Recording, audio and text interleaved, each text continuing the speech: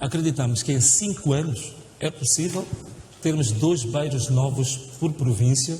Significa nós podemos ter, ao longo de 5 anos, pelo menos 20 bairros novos em Moçambique, com alta qualidade de saneamento, distribuição de água, eletricidade, segurança, entre outros. Uma das questões que eu vou colocar aqui, como viabilizar isso? Vou pôr aqui o cronómetro também a funcionar para controlar.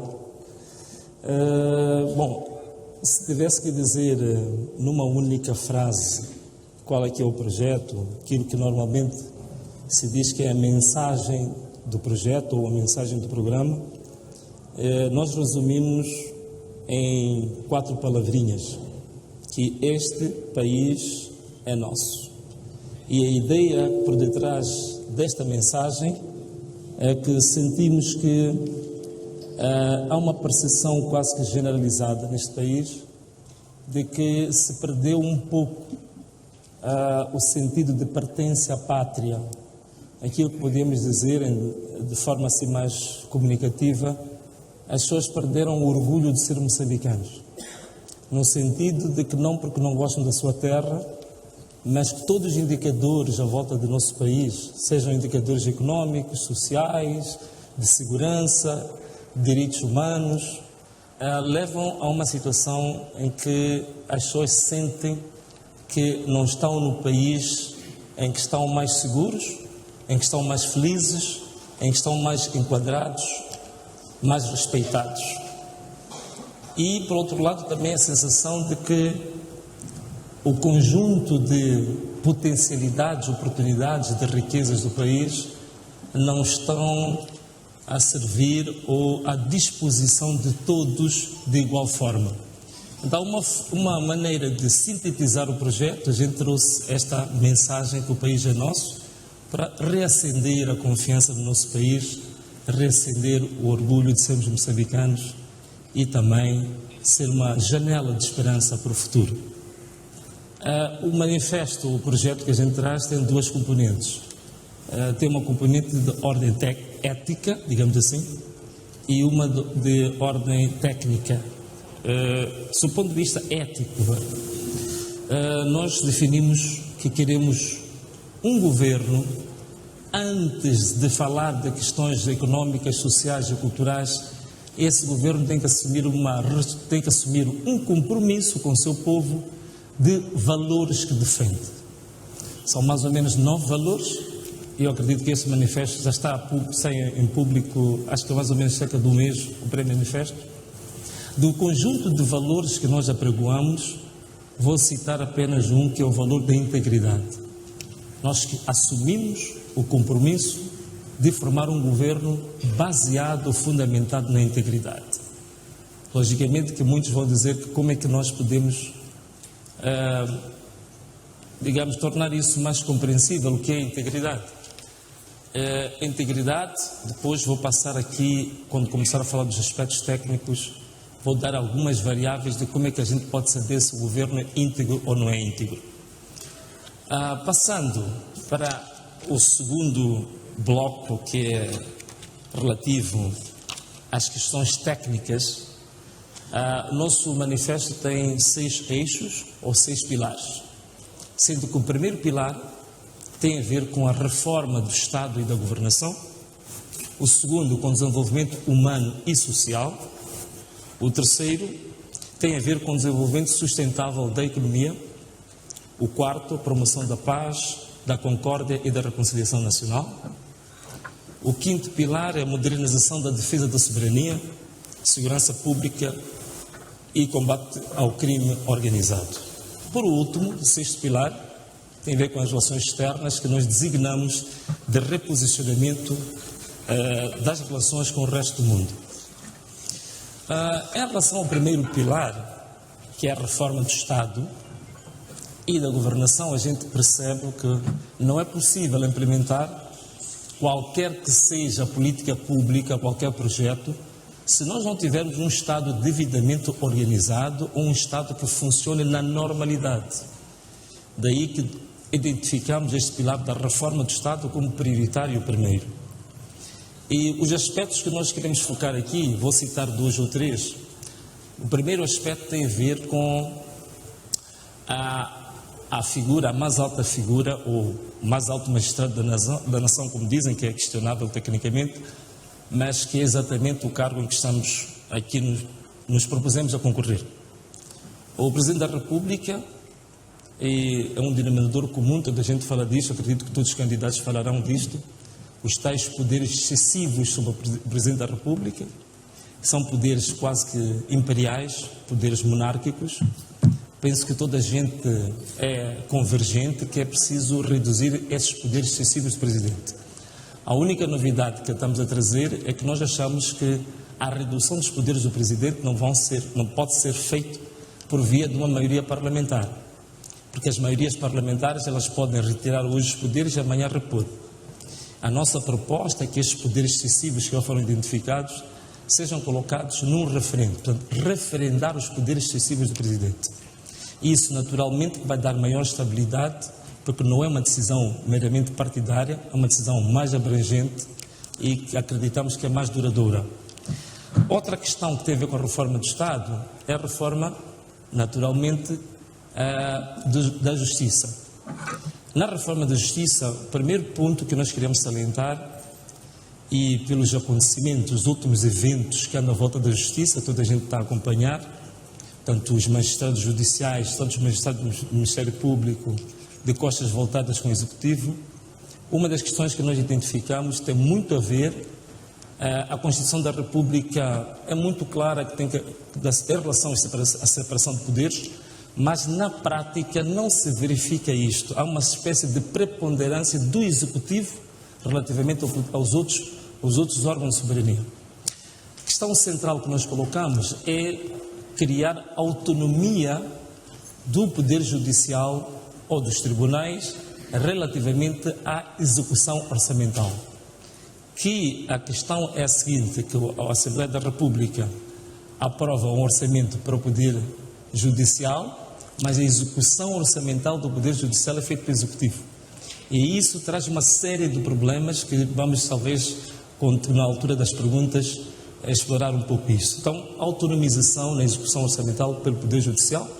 A outra questão é não a reforma, mas a extinção da Comissão Nacional de Eleições e, digamos, a criação de uma Comissão Eleitoral Independente, em que terá um organismo técnico, que pode ser o STAI, mas o STAI totalmente desmembrado do Executivo e ao serviço de uma Comissão Eleitoral Independente.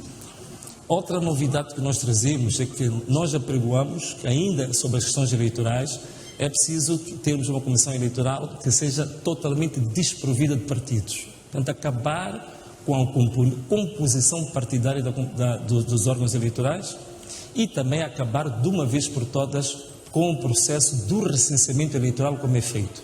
Portanto, nós apregoamos que não precisamos mais do cartão de eleitor, é muito dinheiro gasto, são muitos milhões de dólares, por um aspecto que é possível ser resolvido apenas com a base de dados que nós podemos utilizar a mesma dos serviços de registro civil. Isso é possível ser feito, ao invés de estarmos a cobrar às pessoas o custo do BI, passa a ser gratuito e o simples BI dá-nos acesso a poder fazer a votação. Outro aspecto que é importante também ainda relativamente à reforma do Estado e a reforma do Judiciário, tem a ver com o Conselho Constitucional. Na nossa forma de ver, o Conselho Constitucional também já está há muito tempo com este nome do Conselho, que era digamos assim, um consenso transitório depois do conflito armado e que neste momento nós temos que transitar para um Tribunal Constitucional. E o Conselho Constitucional, esse Tribunal Constitucional, naturalmente, a partir do momento que é tribunal, ele não pode também ser composto de forma partidária. Então, encerramos este tema. Em termos de desenvolvimento económico e social, trazemos, vejo que o tempo está aqui já a passar, mas um aspecto que talvez vá marcar diferença, que é a ideia central do nosso manifesto. Nós apregoamos aquilo que chamamos de descentralização orçamental e da política fiscal. Isto quer dizer o quê?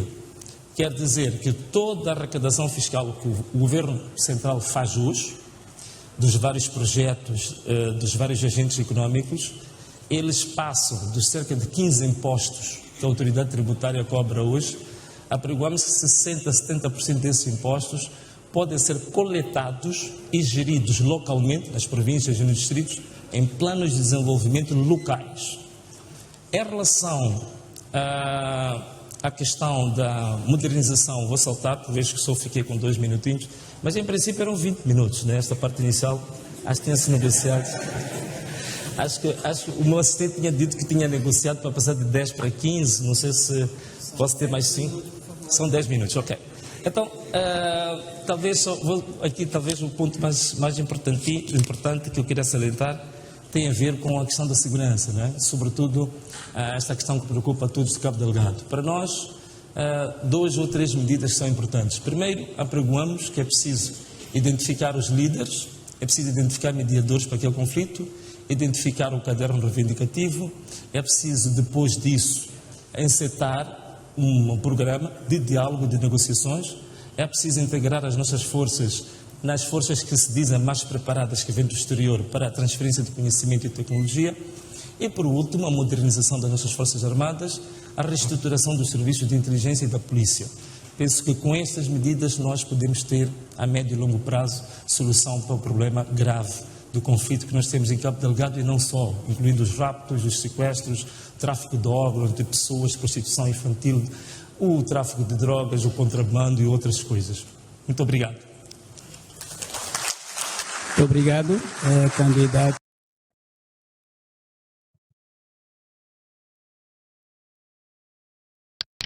Parte das perguntas, eu começo por convidar a doutora Sônia Schone, ela que é especialista na área da governação e, portanto, tem perguntas para fazer ao nosso candidato. Por favor.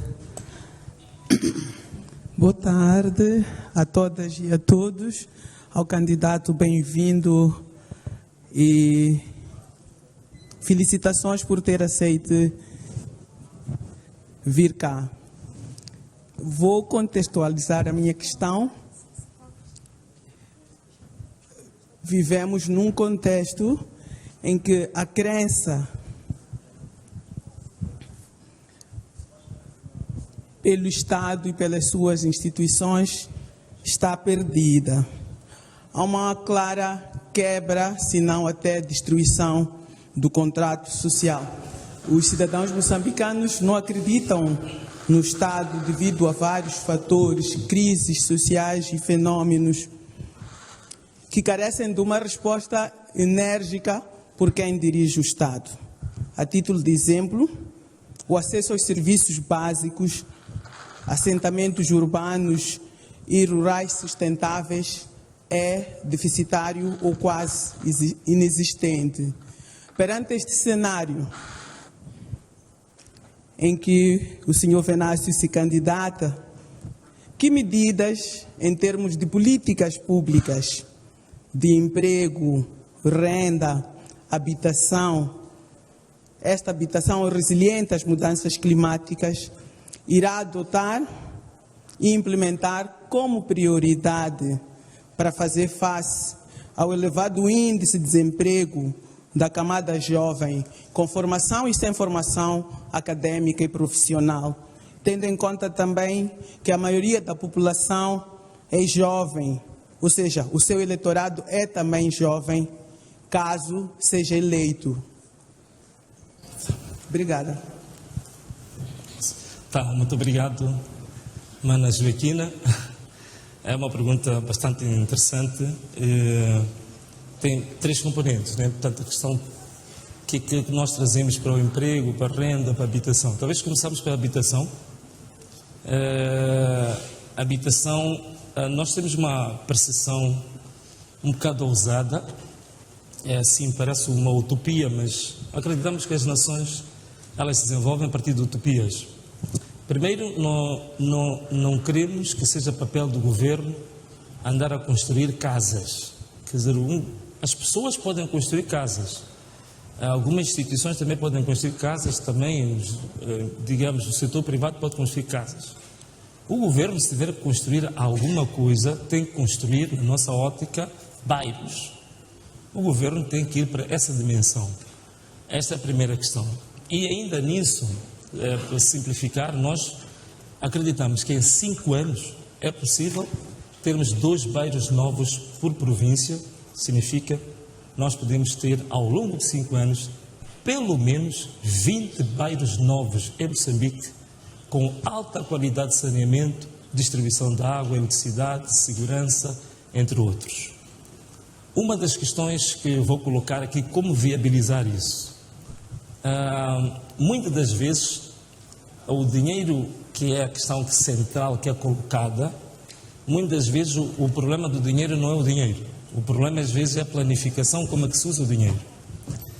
Vou dar aqui um exemplo muito simples, e não estamos a inventar a roda. E é possível nós conseguirmos, quase que a custo zero para o Estado, criarmos bairros, criarmos habitação. Uma das questões simples, por exemplo, se nós pegarmos em 350 hectares, agora estou a falar de bairros, construção de bairros, 350 hectares, nós fazermos uma planificação de parcelas para jovens, nós conseguimos em 350 hectares fazer 80 mil parcelas. Claro que o Estado não tem dinheiro para começar a fazer o trabalho, mas se a gente cobrar e os jovens não têm dinheiro para 150 mil meticais para comprar um terreno, não tem 200 mil. Cobrarmos um valor simbólico de 5 mil meticais, em 80 mil parcelas nós vamos ter cerca de 400 milhões de meticais. 400 milhões de meticais na mão do governo, é possível nós colocarmos em 350 hectares, nós colocarmos saneamento, drenagens, iluminação, segurança e bases suficientes para atrair todos os serviços privados, públicos e garantir que hajam condições para 80 mil jovens, num prazo de 1 ano, 2 anos, ter uma habitação condigna, segura. Tecnicamente, depois pode-se desenvolver um pouco isto, mas é possível, a custo zero, sem precisarmos ir estender a mão ao Banco Mundial ou ao FMI, nós irmos fazendo isto ao longo do tempo. Este é um dos primeiros pontos. O outro, uma das coisas que o Estado tem feito, também acho que neste momento nós apregoamos que é importante, temos visto alguns ensaios de habitação social, acreditamos também que é possível ser feito. Alguns prédios, por exemplo, ali o Fundo de Fomento de Habitação tem feito, mas é logicamente que nós achamos que aquilo ainda é uma fase um pouco embrionária. Mas, numa primeira fase, a habitação social para nós também é fundamental e até hoje países tão desenvolvidos como a Suécia, como a Finlândia ainda o fazem. Portanto, também é uma das apostas que nós temos. Passando para a questão do emprego. Emprego, há 2 questões que é preciso colocar.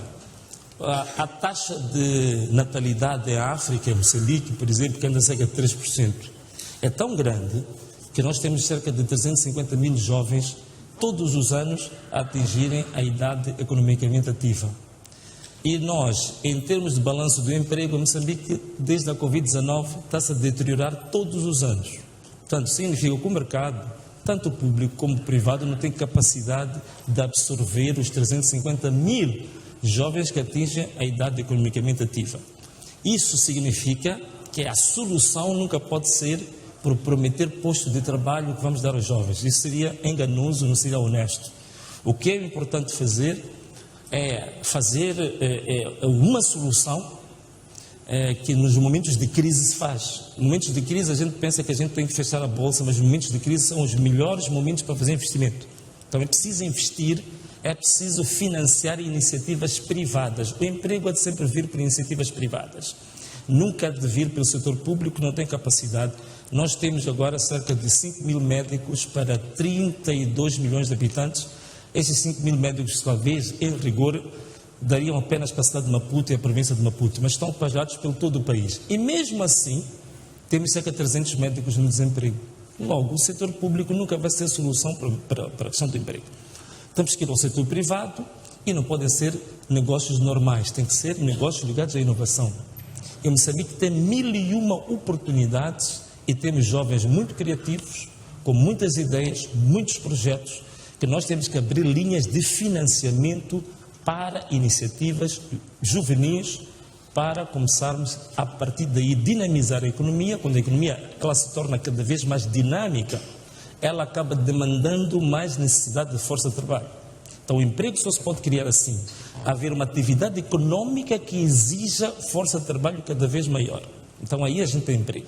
Então é preciso tocarmos na causa. Qual é a causa? A causa é a atividade, é o nível da atividade econômica que é fraquíssimo, o nível de produtividade do país que é fraco. Então vamos atacar a capacidade do país produzir mais, ter uma economia mais dinâmica, maior produtividade, que o emprego depois vem. Então pegamos e temos que financiar isso, não há outra maneira de fazer, é mesmo financiar iniciativas juvenis, milhares e milhares de jovens com projetos a serem financiados. E é a partir deste financiamento de iniciativas concretas nós vamos ter emprego em grande escala.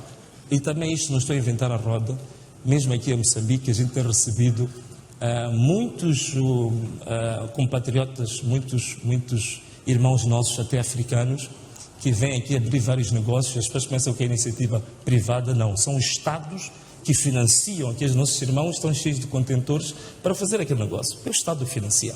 Então não é assim tão inventar a rota como tal. Portanto, eu penso que, linhas gerais, estas duas, três medidas, eu penso que respondi à sua questão. Muito obrigado.